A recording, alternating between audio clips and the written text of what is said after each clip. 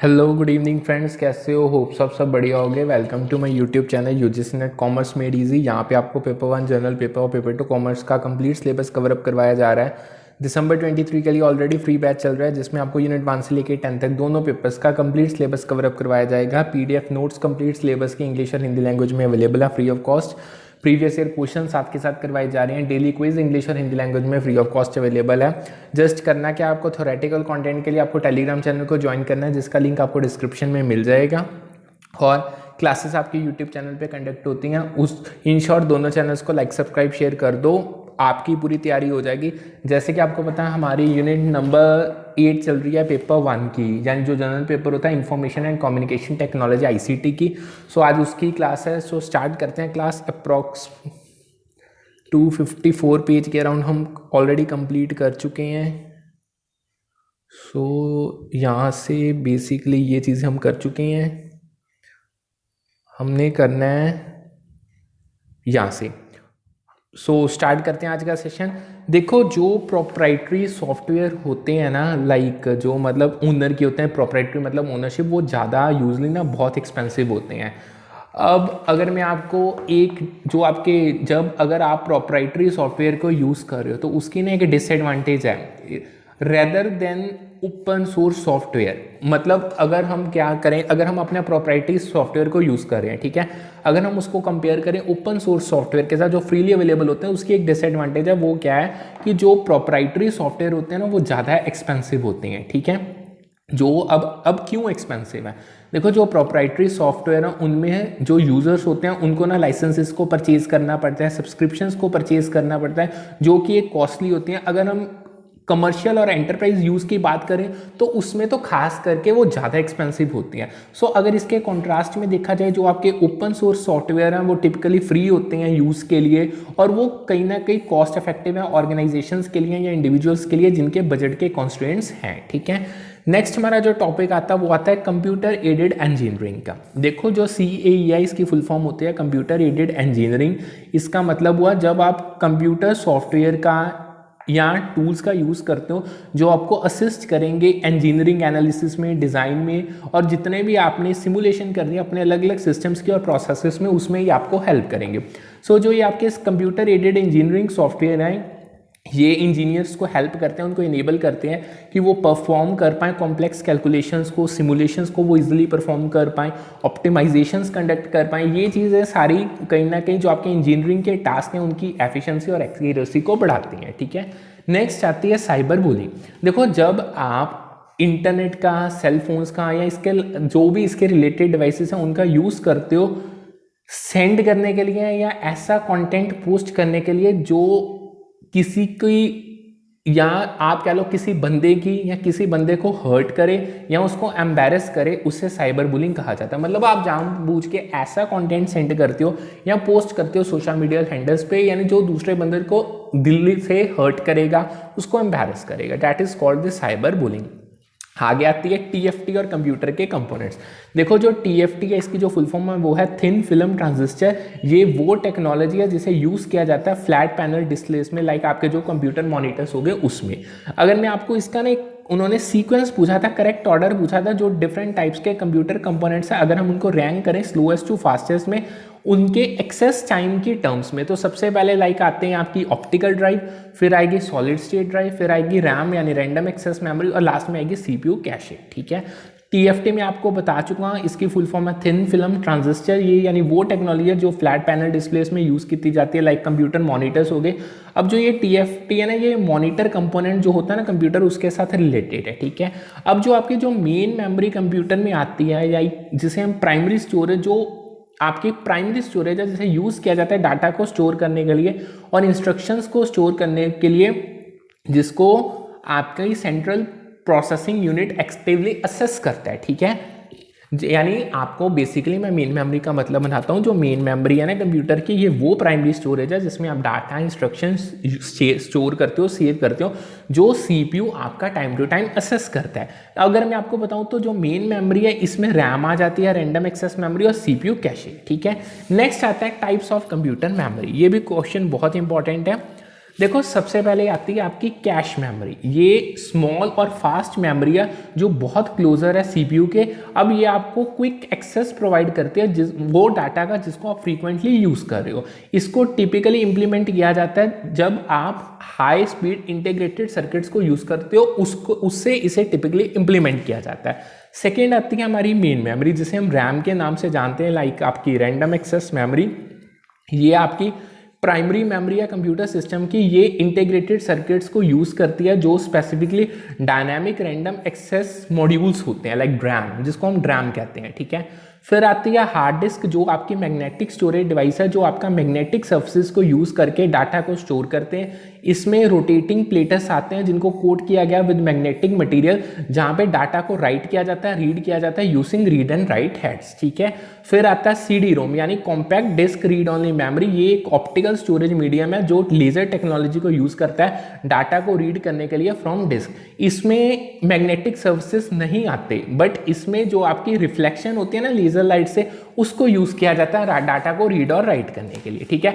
सो ये आया था एक लिस्ट में क्वेश्चन आया था। अगर मैं आपको लिस्ट बताऊं तो जो कैश मेमोरी है that is the highest speed integrated circuit होता है। जो मेन मेमोरी है वो इंटीग्रेटेड सर्किट रैम से रिलेटेड है। हार्ड डिस्क आपके मैग्नेटिक सर्विसेज होते हैं। जो सीडी रोम है वो आपकी लेजर डिस्क है, ठीक है।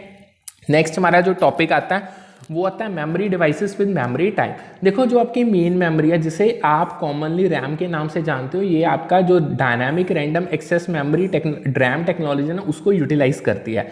जो आपकी कैश मेमोरी है वो static random access memory S RAM के साथ उस पर रिलाई करती है। जो हार्ड डिस्क है वो आपकी एग्जांपल है मैग्नेटिक मेमोरी की जो मैग्नेटिकली डाटा को स्टोर करते हैं। जो सीडी रोम्स हैं वो आपकी ऑप्टिकल मेमोरी को यूटिलाइज करते हैं डाटा को स्टोर करने के लिए, ठीक है। यानी जो आपकी मेमोरी, अब आगे आते हैं आपके मेमोरी डिवाइसेस और मेमोरी टाइप्स में। जो आपकी पेन ड्राइव है यानी यूएसबी फ्लैश ड्राइव्स होते हैं वो फ्लैश मेमोरी को यूज़ करते हैं स्टोरेज के लिए, ठीक है। अब थोड़ा यूएसबी को और डिटेल में करते हैं। देखो जो यूएसबी है ये एक ऐसी स्टैंडर्ड टेक्नोलॉजी है जिससे आप पेरिफेरल डिवाइसेस को कनेक्ट करते हो कंप्यूटर के साथ और कैलो या अदर डिवाइसेस के साथ। ये asynchronous serial data transmission method का यूज़ करती है। यानी मतलब असिंक्रोनस मतलब आप कभी भी किसी से भी कॉपी करके चीज़ें इसमें लेके जा सकते हो और जहाँ पे आपका यूज़ है वहाँ जाके इसको यूज़ कर सकते हो। यानी जो यूएसबी है ना ये 4 वायर केबल का यूज़ करती है, लाइक जो टिपिकली विद एडिशनल शील्डिंग आता है कम्युनिकेशन के लिए दो डिवाइसेस के बीच में। अब जो इसमें जो 4 वायर्स यूज़ की जाती हैं डाटा ट्रांसफ़र वो क्या है, एक डाटा ट्रांसफ़र, पावर सप्लाई और डिवाइस आइडेंटिफिकेशन, ठीक है। मतलब जो ये 4 वायर्स आप कह रहे हो ना, मतलब जब अगर आपने यूएसबी का आगे हेड देखा हो ना उसमें ना 4 गोल्डन कलर में होते हैं, वो 4 वायर्स होते हैं। ये डाटा ट्रांसफर के लिए, पावर सप्लाई और डिवाइस आइडेंटिफिकेशन के लिए यूज़ की जाती हैं। अब जो डाटा ट्रांसफर है यूएसबी में वो असिंक्रोनस होता है। उसका मतलब क्या होगा, जो ट्रांसमिशन है डाटा की वो इरेगुलर इंटरवल्स पे हो सकती है। अब ये डिपेंड करता है डाटा पैकेट्स पे, ठीक है। जब आप यूएसबी डिवाइस को प्लग इन करते हो कंप्यूटर में वो ऑटोमेटिकली डिटेक्ट हो जाता है। जो ये प्रोसेस है इसे एनुमरेशन कहा जाता है, जो ऑटोमेटिकली आपके यूएसबी को डिटेक्ट करता है। अब जो आपका ऑपरेटिंग सिस्टम है वो रिकॉग्नाइज कर लेता है डिवाइस को और इंस्टॉल कर लेता है जो भी नेसेसरी ड्राइवर्स चाहिए जो आपकी कम्युनिकेशन और फंक्शनैलिटी इनेबल कर पाएंगे, ठीक है। अब जो आपका ये सॉफ्टवेयर है ये वो है जो कम्युनिकेट करता है विद आपके ऑपरेटिंग सिस्टम के साथ और ट्रांसलेट करता है डाटा को एक ऐसे फॉर्मेट में जो आपका डिवाइस समझ पाता है, ठीक है। सो जो ये डिवाइस ड्राइवर होते हैं ना ये वो सॉफ्टवेयर है जो आप कम्युनिकेशन अलाउ करते हैं ऑपरेटिंग सिस्टम और स्पेसिफिक हार्डवेयर डिवाइस के बीच में। ये एज ए इंटरमीडिएरी एक्ट करते हैं, यानी कि ट्रांसलेट कर देते हैं कमांड्स और डाटा को ऑपरेटिंग सिस्टम से एक ऐसे फॉर्मेट में जिसको डिवाइस समझ पाएगा, उस पर एग्जीक्यूट कर पाएगा, ठीक है। सो जो ये डिवाइस ड्राइवर्स होते हैं ये अलाउ करते हैं ऑपरेटिंग सिस्टम को कि वो इंटरेक्ट कर पाए अलग अलग हार्डवेयर कंपोनेंट्स के साथ, जैसे प्रिंटर्स के साथ, ग्राफिक कार्ड्स हो गए, नेटवर्क अडेप्टर्स हो गए, या इससे अलावा और भी हो गए, ठीक है। अब जो आपके यूएसबी होते हैं, ठीक है, जो आपका यूएसबी है वो सपोर्ट करता है डिफरेंट डाटा ट्रांसमिशन रेट्स, जिसे हम कह देते हैं लाइक यूएसबी वर्जन्स कह लो या स्पीड्स कह लो। अगर मैं आपको कुछ कॉमन वर्जन्स बताऊं तो यूएसबी 1.1, 2.0, 3.0, 3.1 और 3.2 हर एक आपको अलग maximum data transfer rate provide करेगा। जो आपकी हार्ड डिस्क है वो मैग्नेटिक मेमोरी स्टोरेज के लिए यूज़ करते हैं, सीडी रोम आपकी ऑप्टिकल टेक्नोलॉजी को स्टोरेज के लिए यूज़ करते हैं। ये चीज़ें आप ऑलरेडी मैं बता चुका हूँ, ठीक है। सो जो आपकी रैंडम एक्सेस मेमोरी है ये एक वोलेटाइल मेमोरी की टाइप है, ठीक है। आगे एक ना वो आया था लिस्ट देखो, देखो जो आपका ई आचार्य, ये आपका डिजिटल लर्निंग इन्वायरमेंट है फॉर डिज़ाइन।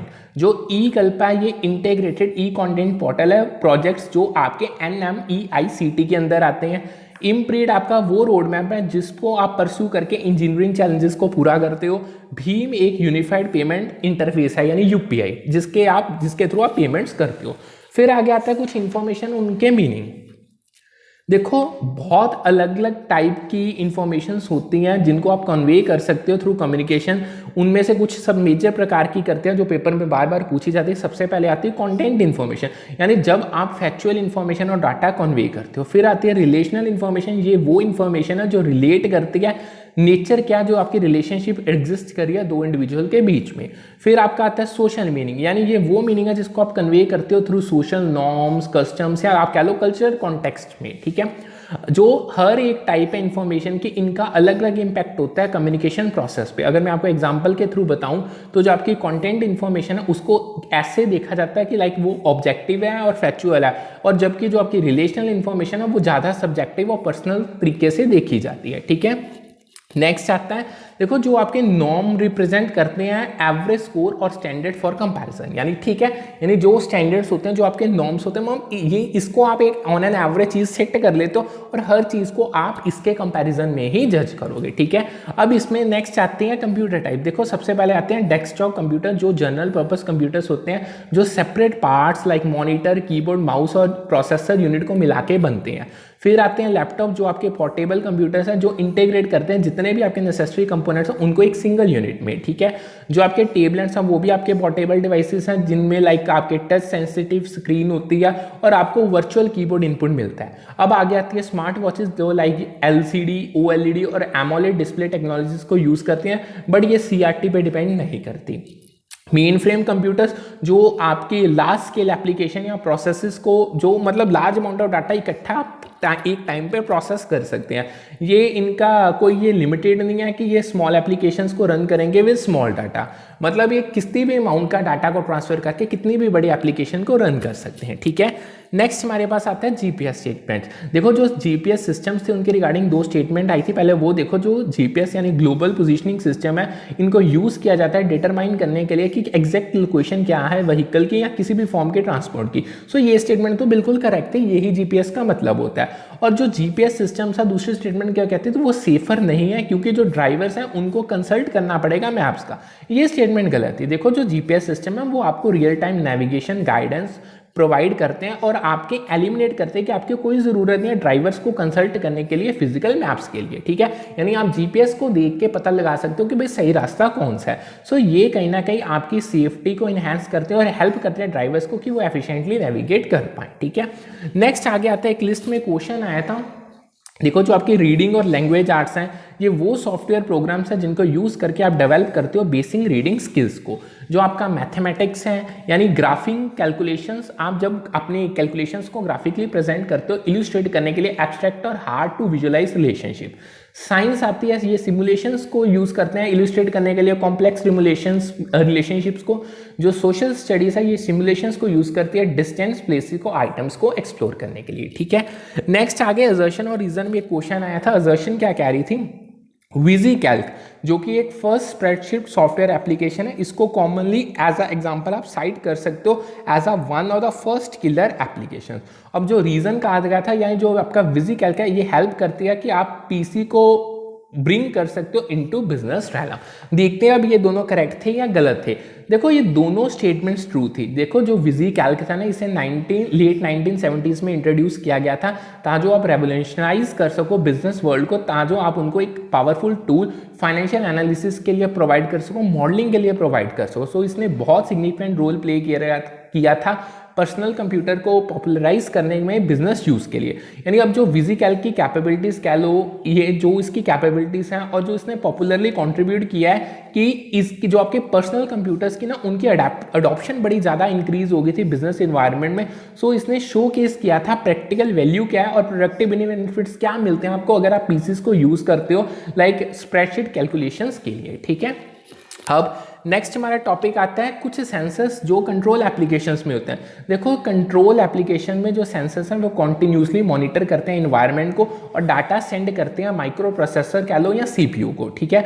अगर जो आपका सेंसर डाटा है वो आउटसाइड द एक्सेप्टेबल रेंज होता है, तो जो मतलब वो एक्सेप्टेबल नहीं है, तो जो आपका माइक्रो प्रोसेसर और कंप्यूटर है वो एक्शन लेगा उस जो आपने उसमें प्री प्रोग्राम्ड इंस्ट्रक्शंस फीड किए हैं उसके बेसिस में, ताकि वो रेक्टिफाई कर पाए सिचुएशन को और एक अलर्ट को ट्रिगर कर पाए। बट अगर आपका सेंसर जो आपकी कंट्रोल एप्लीकेशन में वो वेट नहीं करता समथिंग सिग्निफिकेंट और specific to happen before sending data to microprocessor और कंप्यूटर। बहुत सिंपल है, यानी जो सेंसर्स होते हैं ना कंट्रोल एप्लीकेशन में वो वेट नहीं करते कि कोई अब जब कोई घटना होगी, कोई समथिंग सिग्निफिकेंट होगी तभी वो डाटा सेंड करेंगे। वो कॉन्टिन्यूसली मॉनिटर करते रहते हैं एनवायरनमेंट को, डाटा भेज ले जाते हैं रैदर कोई चीज़ सिग्निफिकेंट हो रही है या नहीं भी हो रही, मतलब उनका काम ही डाटा को सेंड करना है, ठीक है। नेक्स्ट आते हैं हमारे प्रोसेसर, उसके रिलेटेड क्वेश्चन आया था। देखो जो इंटेल प्रोसेसर्स हैं ये सीरीज है माइक्रो प्रोसेसर्स की जिसे डेवलप किया गया इंटेल कॉर्पोरेशन के द्वारा। अब जो ये प्रोसेसर है इनको नेम किया गया after number of pins they have, उनमें यानी पिंस कितने हैं उसके बेसिस में इनको नेम दिया गया। अगर मैं आपको करेक्ट ऑर्डर बताऊं इंटेल प्रोसेसर का डिक्रीजिंग ऑर्डर ऑफ स्पीड में, तो सबसे पहले आते हैं ड्यूअल कोर, यानी ड्यूअल कोर प्रोसेसर्स में 2 प्रोसेसिंग कोर्स होते हैं। फिर आता है पेंटिनम जिसमें 1 प्रोसेसिंग कोर होता है। फिर आता है 80486 यानी ये वो प्रोसेसर जिनमें 1 प्रोसेसिंग कोर है। 8085 प्रोसेसर जिनमें अगेन 1 प्रोसेसिंग कोर ही है, ठीक है। अब आगे आते हैं टाइप्स ऑफ डिवाइसेस। बड़े सिंपल क्वेश्चन, ये सारे ना प्रीवियस ईयर पेपर्स में क्वेश्चन हैं, सो इनको हम कर रहे हैं। देखो टाइप्स ऑफ डिवाइसेस में सबसे पहले आते हैं इनपुट डिवाइसेस जिनको यूज़ किया जाता है डाटा को इनपुट करने के लिए, कमांड्स को कंप्यूटर सिस्टम में डालने के लिए। जो आपके आउटपुट डिवाइसेस हैं आप इनको यूज़ करते हो जो आपकी इंफॉर्मेशन कंप्यूटर सिस्टम आपको दे रहा है उसको प्रेजेंट करने के लिए आउटपुट, यानी कंप्यूटर सिस्टम जब इंफॉर्मेशन खुद प्रेजेंट करता है दैट इज आउटपुट। जो पॉइंटिंग डिवाइसेस हैं इनको यूज़ किया जाता है जो आपके मूवमेंट है ना कर्सर की या पॉइंटर की कंप्यूटर स्क्रीन में उसको कंट्रोल करने के लिए। जो आपके सेंसर डिवाइसेस हैं इनका यूज़ किया जाता है डिटेक्ट करने के लिए और जो आपकी फिजिकल क्वांटिटी से एनवायरमेंटल कंडीशंस हैं उनको मेजर करने के लिए, ठीक है। आगे आते हैं आपके यूटिलिटी प्रोग्राम। देखो जो यूटिलिटी प्रोग्राम्स है ये ऐसी टाइप है सॉफ्टवेयर की जो आपके कॉमन टास्क परफॉर्म करते हैं, जैसे डिफ्रेगमेंट करना हार्ड डिस्क ड्राइव को, बैकअप करना फाइल्स का, रजिस्ट्री को क्लीन अप करना, ठीक है। सो इनको आप ऑफन इंक्लूड करोगे as a part of operating system, but इनको आप डाउनलोड भी कर सकते हो सेपरेटली अगर आप नेट से करना चाहो, ठीक है। अब नेक्स्ट एक क्वेश्चन है, तो देखो जो आपकी मेजरमेंट एप्लीकेशन है, जो आपकी मेजरमेंट ऐप, पहले तो एक आप लिस्ट देख लो, ये आपकी लिस्ट आपके सामने है, ठीक है। अब मैं आपके इनके मतलब बता देता हूँ। देखो जो आपकी मेजरमेंट एप्लीकेशन है इसको आप यूज़ करते हो इस ऐसी चीज़ को मेजर करने, जैसे लाइक मान लो आपका टेम्परेचर क्या है आपके ओवन में। अब जो आपकी कंट्रोल एप्लीकेशन इसको यूज़ किया जाता है किसी चीज़ को कंट्रोल करने के लिए, जैसे आपने ट्रैफिक एक वेबसाइट पर किस तरीके से कंट्रोल करना है। मॉडलिंग एप्लीकेशन को आप यूज़ करोगे एक मॉडल क्रिएट करने के लिए, लाइक वेदर का मॉडल क्रिएट करना है, ठीक है। कम्युनिकेशन एप्लीकेशन को यूज़ किया जाएगा कम्युनिकेट करने के लिए, लाइक कार क्रैश सिमुलेटर के टाइम पे, ठीक है। अब कुछ चीज़ों की डेफिनेशंस हैं, मतलब समझो उनके।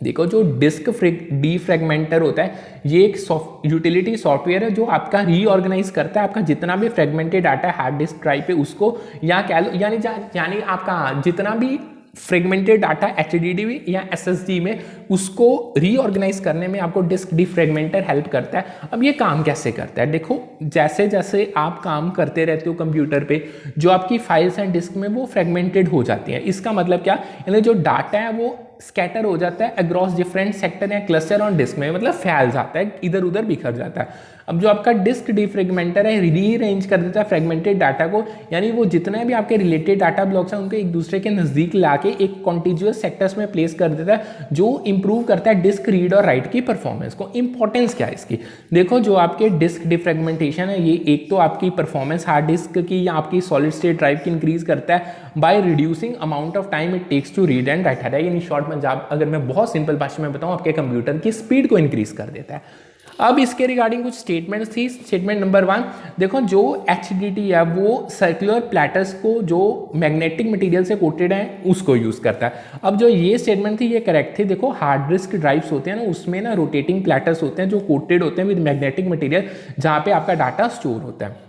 स्टेटमेंट 2 थी जो आपका access to data is faster than with RAM, यानी ये स्टेटमेंट गलत थी। देखो जो एक्सेस टू डाटा है रैम से रैंडम वो सिग्निफिकेंटली ज़्यादा फास्टर होता है अगर हम कंपेयर करें कि अगर हम वही डाटा को हार्ड डिस्क पे असेस करें।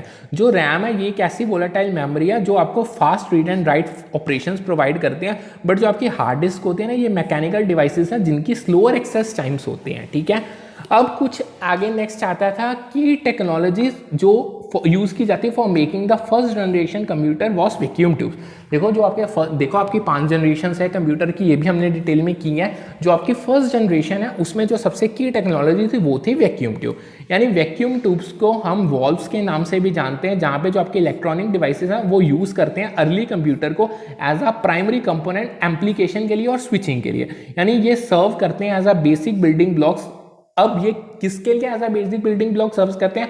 For electronic circuits. एंड ये आपको ऐसे एबिलिटी प्रोवाइड करते हैं कि आप कैलकुलेशंस को और इंफॉर्मेशन को बहुत अच्छे से प्रोसेस कर पाओ। आगे आते हैं क्यूआर कोड्स। देखो क्यूआर कोड्स में क्यूआर की फुल फॉर्म है क्विक रिस्पॉन्स। जो आपके क्यूआर कोड्स हैं ना ये 2 डायमेंशनल कोड्स हैं जिसमें एक ऐसा पैटर्न आता है डार्क रेक्टेंगल्स का जिनको आप स्कैन करके रीड कर सकते हो क्यूआर कोड रीडर्स के और या स्मार्टफोन से। जो क्यूआर कोड्स हैं इनको डिज़ाइन किया जाता है क्विक और एफिशिएंट डाटा रिट्रीवल के लिए, और इसमें बहुत अलग अलग टाइप्स की इंफॉर्मेशन आती है जैसे website URLs, contact details, product information वगैरह वगैरह। यानी ये मैं अब आपको बता ही दिया, ये आप एक बार पढ़ लेना, बिल्कुल कॉपी पेस्ट लिखा हुआ है कि वो 2 डिमेंशनल बार कोड्स हैं जो अलग अलग टाइप का डाटा स्टोर करते हैं, like alpha numeric character, digits हैं, इवन बाइनरी डाटा भी। जो क्यूआर कोड्स हैं वो वाइड रेंज ऑफ इन्फॉर्मेशन को होल्ड ऑन करते हैं, लाइक वेबसाइट का एड्रेस आ जाते हैं, contact details, text, phone numbers, email addresses और बहुत कुछ। ठीक है, इनको डिज़ाइन ही डाटा को रीड और राइट करने के लिए किया जाता है। ठीक है, नेक्स्ट चलते हैं, आती है हमारे पास वर्किंग मेमोरी क्या होता है। ठीक है, अब जो आपकी वर्किंग मेमोरी है ये बेसिकली टेम्परेरी स्टोरेज सिस्टम है जो आपको अलाउ करता है कि आप इंफॉर्मेशन को होल्ड कर सकते हैं इन माइंड जब तक आप उस पर काम कर रहे हो। ठीक है, वर्किंग मेमोरी में टिपिकली ये ना डेवलप करती है और इंप्रूव करती है during childhood and adolescent but may decline with age. ठीक है, ये ना अब बेसिकली इसका क्वेश्चन नहीं है, वर्किंग मेमोरी का नहीं है, मतलब इसको ना कंपैरिजन में पूछा गया था। सो लाइक आप यहाँ पे एक बार कर लो, मतलब जब अब ऑनगोइंग स्ट्रेसेस है ना जो वो आपके एडवर्सली अफेक्ट करते हैं वर्किंग मेमोरी को। ठीक है, बेसिकली ये ना HRM का क्वेश्चन था, ये इसमें गलती से डल गया। सो फॉर द टाइम समझ भी लो और इग्नोर भी कर लो, इसका इसमें कोई कॉन्टेक्स्ट नहीं है। नेक्स्ट आती है पुश टेक्नोलॉजी। देखो पुश टेक्नोलॉजी वो टाइप है कम्युनिकेशन भी जहाँ पे जो डाटा है ना उसको एक सर्वर से सेंड किया जाता है to client without the client specifically requesting. यानी अभी क्लाइंट ने रिक्वेस्ट भी नहीं की बट आप तब भी इसको सेंड कर रहे हो। अगर मैं आपको एग्जांपल्स बताऊं पुश टेक्नोलॉजी तो लाइक पुश नोटिफिकेशंस हो गए मोबाइल डिवाइसेस पे या अपडेट्स जो डिलीवर किए जाते हैं यूजर के ईमेल इनबॉक्स में। ऑन द अदर हैंड अगर हम देखें तो जो पुल टेक्नोलॉजी है इसमें क्लाइंट पहले रिक्वेस्ट करता है कि उसको ये डाटा चाहिए सर्वर से, फिर डाटा को भेजा जाता है। ठीक है, नेक्स्ट आते हैं एंटी स्पाईवेयर सॉफ्टवेयर। इनको डिज़ाइन किया जाता है डिटेक्ट करने के लिए और ऐसे प्रोग्राम्स को रिमूव करने के लिए जो कंप्यूटर सिस्टम पे यूज़र के कंप्यूटर सिस्टम में इंस्टॉल किए गए हैं बट विदाउट उनके कॉन्सेंट या नॉलेज की। ठीक है, सो ये प्रोग्राम्स होते हैं ना इनको स्पाईवेयर या मालवेयर के नाम से जाना जाता है, जो आपका मॉनिटर करते हैं और इन्फॉर्मेशन गैदर करते हैं यूज़र की एक्टिविटीज़, उसकी प्राइवेसी पॉलिसी को कॉम्प्रोमाइज़ करते हैं, उसके पोटेंशियली हार्म करते हैं कंप्यूटर सिस्टम को। अब जो आपके एंटी स्पाईवेयर सॉफ्टवेयर है ये स्कैन करते हैं और रिमूव करते हैं अनऑथराइज्ड प्रोग्राम्स को जो यूजर्स की प्राइवेसी को और सिस्टम की सिक्योरिटी को मेंटेन करेंगे और प्रोटेक्ट करेंगे। अब एक स्टेटमेंट आई थी the address bus carry signals relating to addresses between the processor and memory. देखो जो आपके एड्रेस बस है वो रिस्पॉन्सिबल है ट्रांसमिट करने के लिए जो आपके मेमोरी एड्रेसेस है आपके प्रोसेसर से लेके to the memory modules too. अब ये क्यों ट्रांसफर की जाती है? रीड करने के लिए और राइट करने के लिए डाटा को एक स्पेसिफिक मेमोरी लोकेशन पे। ठीक है, नेक्स्ट आती हैं कुछ आईसीटी की एप्लीकेशंस। सबसे पहले आती है मेजरमेंट एप्लीकेशन। देखो ये वो एप्लीकेशन है जिसमें मेजरिंग और एनालाइजिंग की जाती है डाटा की, जैसे डाटा लॉगिंग और साइंटिफिक एक्सपेरिमेंट्स। अगर आपकी मैं इसको मैच करूं तो रिवर पोल्यूशन। देखो ये एग्जांपल इससे लाइक ये ना अभी ना जो ये क्वेश्चन था ना अभी ये वाली एग्जांपल मत करो, मेजरमेंट एप्लीकेशंस आपको समझ आ गई। नेक्स्ट आते हैं कंट्रोल एप्लीकेशन। ये वो एप्लीकेशन है जिसमें आप कंट्रोल करते हो, डिवाइसेस को मैनेज करते हो, सिस्टम्स को मैनेज करते हो, जैसे आपके ऑटोमेशन सिस्टम्स और रोबोटिक्स। ठीक है। अब इसमें जो आपके ऑटोमेटिक ओवन है, ये इसकी एग्जांपल है जो अलाइन करते हैं कंट्रोल एप्लीकेशन में, क्योंकि इसमें आप कंट्रोल करते हो और मैनेज करते हो ओवन को ऑटोमेटिकली। अब जो आपकी मॉडलिंग एप्लीकेशंस है, ये वो हैं जिनमें क्रिएट किए जाते हैं सिमुलेशन मॉडल्स को, लाइक सिमुलेशन की जाती है मॉडल्स की, ताकि आप समझ पाओ और प्रिडिक्ट कर पाओ रियल वर्ल्ड फिनोमिना को, जैसे सिमुलेशंस आपके कार क्रैशेस की। अब यानी ये कॉरस्पॉन्ड करती है सिमुलेटिंग कार क्रैशेस के साथ, ये एग्जांपल लाइन करते हैं मॉडलिंग एप्लीकेशन की, जिसमें आप सिमुलेशंस को क्रिएट करते हो कार क्रैशेस को स्टडी करने के लिए। फिर आते हैं एक्सपर्ट सिस्टम्स, यानी ये वो एप्लीकेशन है जो एआई का यूज़ करती है, नॉलेज बेस्ड सिस्टम्स को यूज़ करती है एक्सपर्ट लेवल एडवाइस को, सोल्यूशंस को एक स्पेसिफिक डोमेन में प्रोवाइड करने के लिए, लाइक मेडिकल डायग्नोसिस।